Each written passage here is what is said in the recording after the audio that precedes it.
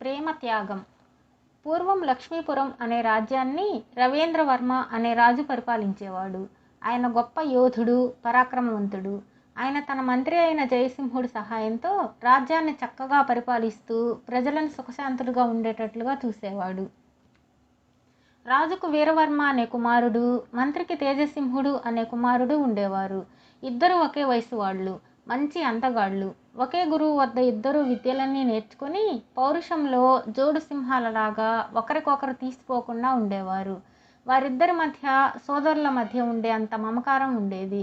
ఒకరోజు రాజు కొడుకు, మంత్రి కొడుకు తమ సరిహద్దులో ఉన్న అరణ్యాలలో వేటాడటానికి వెళ్ళి మధ్యాహ్నం దాకా వేటాడి అలసిపోయి ఒక పెద్ద మర్రి చెట్టు నీడలో విశ్రాంతి తీసుకుంటున్నారు. రాజు కొడుకు నడుము వాల్చి నిద్రపోయాడు. మంత్రి కొడుకు కత్తి చేత పట్టుకొని క్రూర మృగాలు ఏమీ రాకుండా రాజు కొడుకు కాపలా కాస్తూ ఉన్నాడు. అంతలో ఒక పులి గాండ్రించడము, ఒక స్త్రీ ఆర్తనాదము మంత్రి కొడుకు వినిపించాయి. తేజసింహుడు అటుగా పరిగెత్తాడు. ఒక అప్సరస్ లాంటి స్త్రీ పైకి దూకబోతున్న పులి అతని కంటబడింది. మంత్రి కొడుకు వెనకపాటున వెళ్ళి పులి పైన పడి తన కత్తితో దాని గుండెల్లో పొడిచాడు.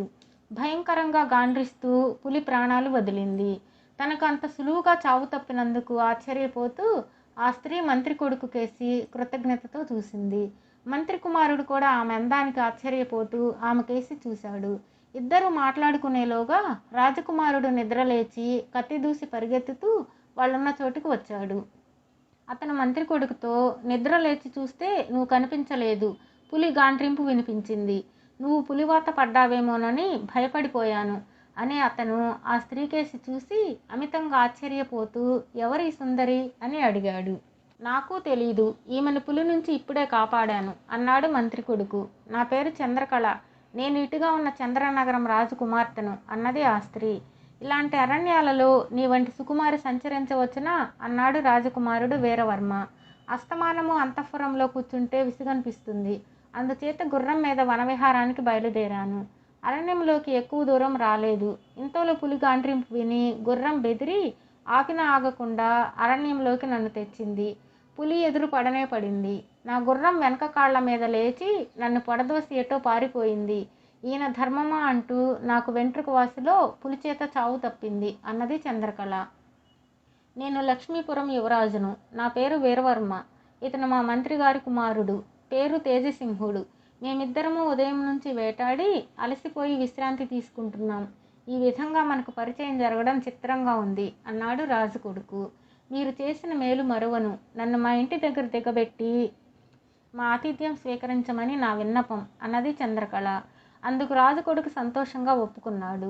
చంద్రకళను చూసిన క్షణం నుంచి అతని మనసు ఆమె మీద లగ్నమైంది. చంద్రకళ తండ్రి నరేంద్రవర్మ వీరవర్మను, తేజసింహుణ్ణి అభినందించి తన కుమార్తెను కాపాడినందుకు వారికి తన కృతజ్ఞత తెలుపుకొని, మనం ఇరుగు పొరుగు వాళ్ళమైనా ఈ విధంగా మీరు మాకు అతిథులు కావటం తటస్థించింది. మన మధ్య మరింత గాఢమైన స్నేహం ఏర్పడటానికి ఇది మంచి అవకాశమైంది అని చెప్పి తన అతిథులకు రాజోచితమైన సత్కారాలు చేసి తన పరివారాన్ని వెంట ఇచ్చి వారిని లక్ష్మీపురానికి సాగనంపాడు.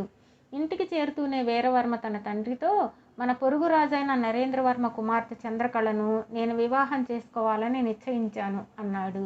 రాజేంద్రవర్మ చాలా సంతోషించి మంత్రిని పిలిచి సంగతి చెప్పి నరేంద్రవర్మకు పెళ్లి రాయబారం పంపమన్నాడు. మంత్రి ఒక ఉద్యోగి ద్వారా నరేంద్రవర్మకు పెళ్లి రాయబారం పంపాడు. చంద్రనగరం రాజైన నరేంద్రవర్మకు తన పొరుగు దేశపు యువరాజు అల్లుడు కావడం అంటే ఆనందంగానే ఉన్నది. ఆయన వీరవర్మను స్వయంగా చూశాడు కూడాను. అయితే ఈ మాట విని చంద్రకళ సంతోషించలేదు. ఆమె మంత్రి కొడుకును ప్రేమించింది. రాజు కొడుక్కి ఆమె హృదయంలో స్థానం లేకపోయింది. నరేంద్రవర్మ లక్ష్మీపురపు రాయబారితో, మా అమ్మాయి ప్రస్తుతం ఈ పెళ్లికి అంత సుముఖంగా లేదని మీ మంత్రి గారితో మనవి చెయ్యి అన్నాడు. రాయబారి తిరిగి వచ్చేశాడు. తన కొడుకు మోహించిన చంద్రనగరపు రాజకుమార్తె అతన్ని పెళ్లాటానికి ఒప్పుకోలేదని వినగానే రాజేంద్రవర్మకు విపరీతమైన ఆగ్రహం వచ్చింది. ఎంత అహంకారం! నా కొడుకు కన్నా అందంలోనూ ప్రతాపంలోనూ మించగల వాళ్ళు ఎవరున్నారు? అతడిలో ఏం లోపం ఉందని ఆ పిల్ల నిరాకరించింది? ఇది సహించరాని అవమానం. వెంటనే చంద్రనగరం మీద యుద్ధం ప్రకటించండి. సైన్యంతో పోయి ఆ నరేంద్రవర్మను యుద్ధంలో ఓడించి అయినా సరే ఆ పిల్లను కోడలుగా చేసుకుంటాను అని రాజు మంత్రితో చెప్పాడు. తొందరపడకండి మహారాజా, మరొకసారి సమర్థుడైన రాయబారిని పంపి కార్యం సానుకూలం అయ్యేట్లు చూద్దాం అన్నాడు మంత్రి. ఆయన ఇంటికి వస్తూనే తన కొడుకైన తేజసింహుడితో, నాయనా, మన యువరాజు పెళ్లాడతానంటే చంద్రనగర రాజకుమార్తె నిరాకరించింది. నువ్వు వెళ్ళి ఆమెను పెళ్లికి ఒప్పించి రావాలి. లేకపోతే ఉభయ దేశాలకు మనకు కూడా తీరని అపాయం కలుగుతుంది అన్నాడు. తేజసింహుడు చంద్రనగరానికి బయలుదేరి వెళ్ళాడు.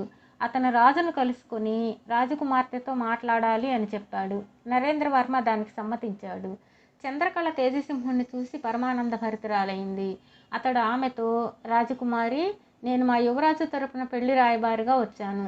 నువ్వు అతన్ని నిరాకరించినట్లు విన్నాను. అందుకు కారణం కనబడదు. అతను నవమన్మథుడు, సాటిలేని పరాక్రమశాలి, నిన్ను గాఢంగా ప్రేమిస్తున్నాడు. అతను నాకు యజమాని మాత్రమే కాదు, ప్రాణమిత్రుడు కూడా. అతని ప్రేమ భగ్నం కావడం నాకు దుఃఖ కారణం. నువ్వు అతన్ని పెళ్లాడాలని మనస్ఫూర్తిగా కోరుతున్నాను అన్నాడు.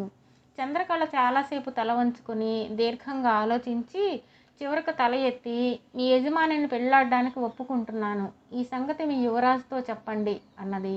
తేజసింహుడి రాయబారం సఫలం కావడం లక్ష్మీపురంలో అందరికీ ఆనందం కలిగించింది. త్వరలోనే చంద్రకళకు వీరవర్మకు వైభవంగా వివాహం జరిగిపోయింది. బేతాళుడు ఈ కథ చెప్పి, రాజా, నాకు అనేక అనుమానాలు ఉన్నాయి. మంత్రి తన కొడుకును రాయబారిగా పంపితే పని జరుగుతుందని ఎందుకు అనుకున్నాడు? మంత్రి కొడుకును ప్రేమించిన చంద్రకళ యువరాజును పెళ్లాడడానికి ఎందుకు ఒప్పుకున్నది? ఆమె ప్రేమ నిజమైనదా కాదా? లేక తన ప్రేమను త్యాగం చేసిందా? త్యాగం చేస్తే దేనికోసం త్యాగం చేసింది? ఈ ప్రశ్నలకు సమాధానాలు తెలిసి కూడా చెప్పకపోయావో నీ తల పగిలిపోతుంది అన్నాడు. దానికి విక్రమార్కుడు, చంద్రకళ తన కుమారుణ్ణి ప్రేమించిన కారణం చేతనే రాజకుమారుణ్ణి నిరాకరించి ఉండవచ్చునని మంత్రి ఊహించాడు. అందుకే ఆయన తన కొడుకును పెళ్లి రాయబారానికి పంపాడు. మంత్రి ఊహ సరే అయినదే.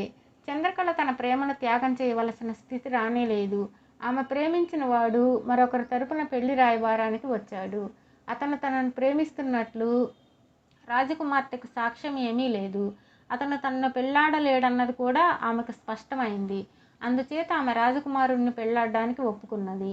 ప్రేమను త్యాగం చేసినది చంద్రకళ కాదు, తేజసింహుడు.